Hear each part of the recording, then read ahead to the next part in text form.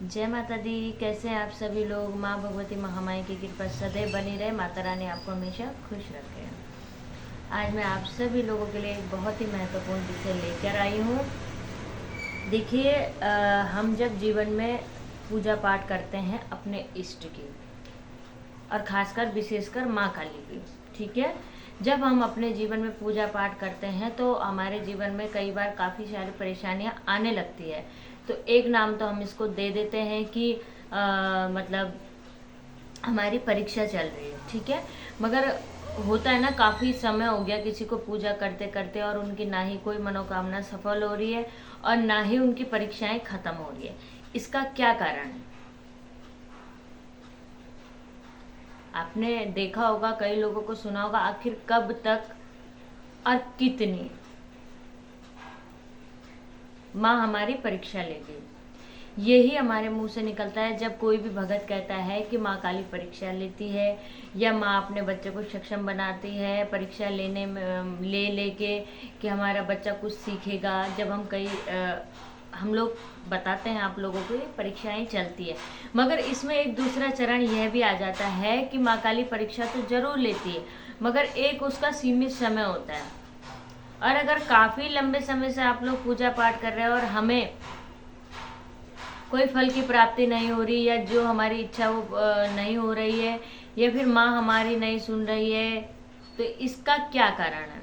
देखिए, इसका बहुत ही महत्वपूर्ण कारण है कि अगर माँ कुछ हमारे अंदर ऐसी चीज़ें माँ देखती है।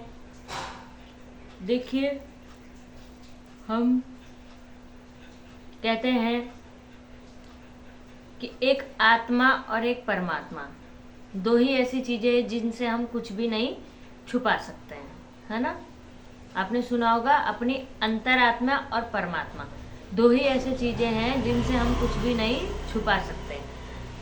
तो अगर हमारा कोई शत्रु है और हम उसकी अहित के लिए प्रार्थना कर रहे हैं कि मतलब ये हो जाए, मतलब कुछ भी, कि माँ उसने मेरे साथ ये गलत किया या वो गलत किया, माँ आप ऐसा कर दीजिए वैसा कर दीजिए, तो माँ आपकी प्रार्थना को कभी भी स्वीकार नहीं करेगी। और इस प्रकार की गई पूजा पाठ को माँ तो बिल्कुल भी स्वीकार नहीं करती है। इस बात का आप लोग विशेष रूप से ध्यान दीजिएगा। अगर आपको उसके लिए माँ से प्रार्थना करनी ही है तो इस प्रकार की प्रार्थना कीजिए कि हे माँ, उनको भी सद्बुद्धि दे, उनको भी सद्बुद्धि दे। बाकी आपके साथ जो भी गलत कर रहा है, या जो भी आपका शत्रु, उसके साथ क्या करना है ये माँ स्वयं देख लेगी। ये हम लोगों को निर्णय करने की ज़रूरत नहीं है। अगर वो हमारी माँ है तो वो इस चीज़ को ज़रूर देखेगी। कई बार क्या होता है कि हम भौतिक रूप से माँ के साथ जुड़े होते हैं कि मतलब हमें इतनी माला जाप करनी है, इस प्रकार से पूजा करनी है, ये मंत्र ऐसा बोलना है, या कहीं ये माला नकली माला तो नहीं है जिससे हम जाप कर रहे हैं, या माला असली है या नकली है।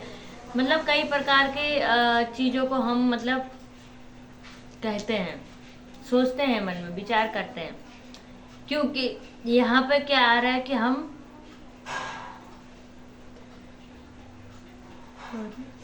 हम भगवान की पूजा कर रहे हैं, हम माँ की पूजा नहीं कर रहे हैं। मतलब माँ को माँ मानकर पूजा नहीं कर रहे हैं, माँ को तंत्र की देवी मानकर या माँ को भगवान मानकर हम पूजा कर रहे हैं। माँ को हमेशा माँ ही समझकर पूजा कीजिए। आपके अंदर किसी भी प्रकार का अहंकार नहीं होना चाहिए। स्वयं को कभी भी श्रेष्ठ आपको नहीं समझना है। कई भगत लोग होते हैं, कई साधक लोग होते हैं कि अपने आप को श्रेष्ठ समझने लग जाते हैं। जी नहीं, हमें खुद को श्रेष्ठ नहीं समझना है। जहाँ पे हम खुद को श्रेष्ठ समझना शुरू कर देंगे वहाँ पे माँ हमसे दूर होना शुरू कर देगी, क्योंकि हम उस माँ के लायक हैं ही नहीं। हम सिर्फ एक भगत है, माँ के नौकर हैं, और हमें वो उसी प्रकार से रहना है। जो सामने हमारे इंसान बैठा है वो भी हमारे जैसा ही है, हमें ये समझना है। हम खुद को अगर श्रेष्ठ मानेंगे तो माँ हमारी पूजा को कभी स्वीकार नहीं करेगी, जिससे हमारे कामों में रुकावट आती है, तरक्की में रुकावट आती है, पैसे से संबंधित समस्याएं होती है। जिस प्रकार से कभी भी हम मतलब रटी रटाई पूजा करते हैं कि किसी ने बोला हनुमान चालीसा इस प्रकार से कर लो, किसी ने कहा कि इस मंत्र का इतना जाप कर लो तुम्हें शक्ति प्राप्त हो, किसी ने कहा ये कर लो शक्ति प्राप्त हो जाएगी। हमें रटा रटाया ज्ञान नहीं लेना है। हमें ठीक है मंत्र उच्चारण सही करें, मंत्र उच्चारण करें, मंत्रों को सीखिए, मगर आपका भाव, आपका समर्पण उस भगवती के प्रति क्या है?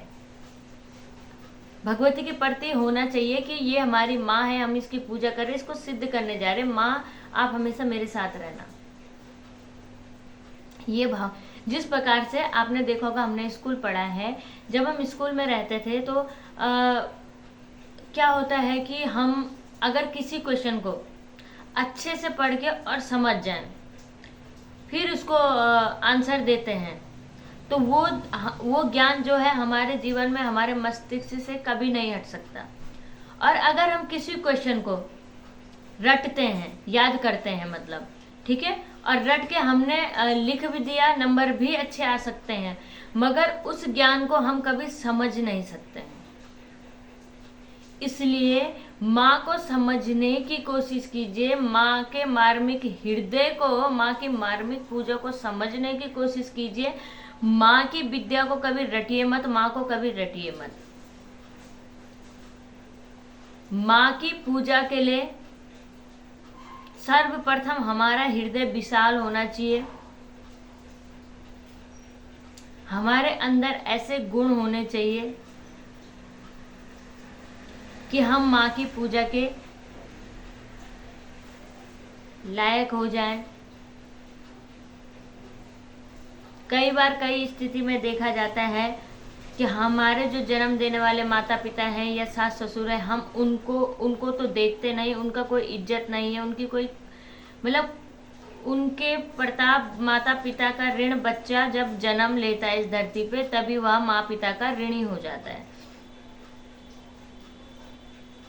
तो हम अपने माता पिता की सेवा सत्कार तो करते हैं नहीं, और बड़े बड़े मंदिरों में जाके दान करते हैं, पुण्य करते हैं, माँ को जेवर चढ़ाते हैं, माँ को ये करते वो करते हैं, मतलब अलग अलग प्रकार के आप कितना भी कुछ कर लीजिए, कितना भी कुछ, अगर आपके माता पिता आपसे खुश नहीं हैं तो आपकी पूजा भगवती कभी स्वीकार कर ही नहीं सकती है।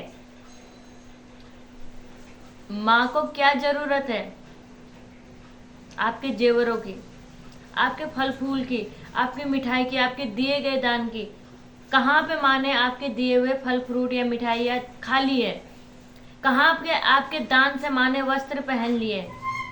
माँ के लिए दान का, अगर माँ की पूजा सच्ची भावना से होती है तो दान का 1 रुपए ही बहुत बड़ी चीज हो जाती है।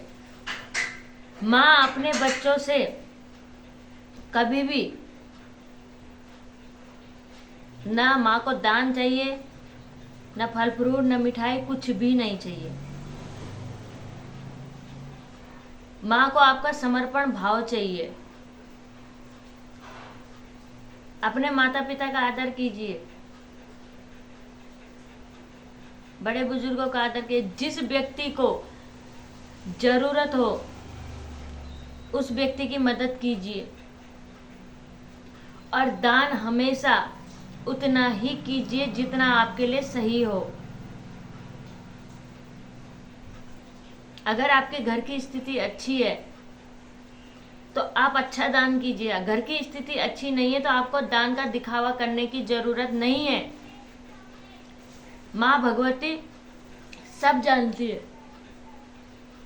माँ हर एक क्षण और हर एक कण में बसी हुई है। माँ हमारे किसी भी चीज से अनभिज्ञ नहीं है। माँ हमारी हर स्थिति को जानती है, तो माँ हमारे द्वारा ऐसा किया गया दान भी स्वीकार नहीं करेंगी कि हम दान कर रहे हैं और हमारे घर में खाने को सब्जी नहीं है। फिर जो हम माँ बाप की सेवा नहीं करते तो हमारी औलाद भी हमारी सेवा नहीं करते। फिर हम तरह तरह के मंत्र, पूजा पाठ वगैरह वगैरह, दान दक्षिणा करते हैं कि हमारा बच्चा ऐसा क्यों निकल गया, हमारी औलाद गलत रास्ते पर कैसी चली गई। देखिए, माँ का ऋण, माँ बाप का ऋण, सास ससुर का ऋण यही उतारना पड़ता है। ये अगले जन्म के लिए आपके साथ नहीं जाता है। आपको वही यहाँ देखना पड़ता है, वही परिस्थिति आपके सामने भगवती खड़ी कर देती जो आपने अपने माता पिता के सामने खड़ी की है। इस वीडियो का माध्यम सिर्फ मेरा इतना था कि जो लोग कई कहते हैं कि हमारी माँ सुनती नहीं है, सबकी सुनती है, सबके काम बनाती है, हमारी परीक्षा ले रही, आखिर कितनी लेगी, कई प्रकार के सवाल बच्चों के होते हैं।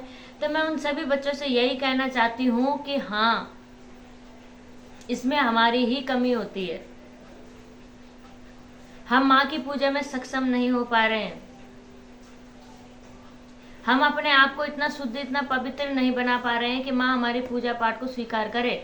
हम माँ को माँ बन के नहीं, माँ को शक्ति की तरह पूज रहे हैं।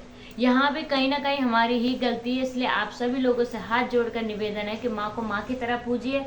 माँ भगवती आपके सभी कार्यों को संपूर्ण करेगी और आपकी कोई भी ऐसी मनोकामना नहीं होगी जो माँ नहीं सुनेगी। मगर माँ को माँ की तरह तंत्र मंत्र की देवी नहीं मानना है, माँ को भगवान नहीं मानना है, तभी माँ आपकी सुनेगी। और इस प्रकार से अहंकार, दोष जितना भी है अपने मन से निकाल दीजिए, नहीं तो आपकी पूजा को भगवती कभी स्वीकार नहीं करेगी। और भगवती आपकी जब पूजा को स्वीकार नहीं करेगी तो आपकी मनोकामनाओं को कैसे पूरा करेगी।